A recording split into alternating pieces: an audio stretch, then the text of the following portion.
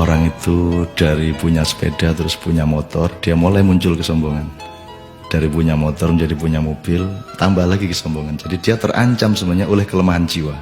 Jadi setiap akses yang naik, akses yang berkembang, itu resikonya karena dia harus diwadahi oleh jiwa manusia yang lemah, maka eksesnya adalah kesombongan itu, keangkuhan.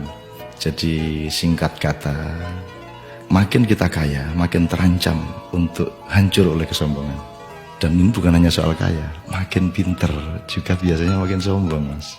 Jadi ada yang namanya kesombongan feodal, itu untuk orang-orang kaya. Ada kesombongan kuasa, itu orang tuh makin berkuasa makin sombong, makin tidak tahu bagaimana berdiri sejajar dengan orang lain.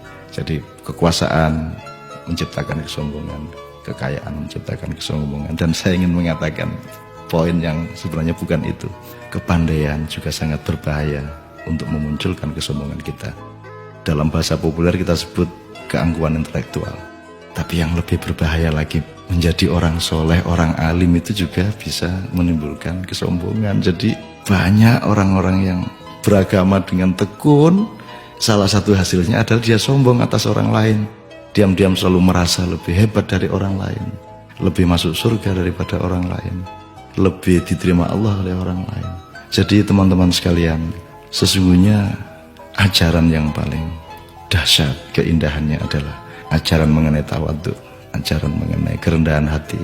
Jadi orang sholat, orang beribadah itu adalah latihan untuk mencampakkan diri, bukan untuk mengunggul dan menegakkan diri. Mencampakkan diri di hadapan Allah. Kita bersujud-sujud tersungkur-sungkur supaya kita siap untuk berlaku rendah hati kepada siapapun.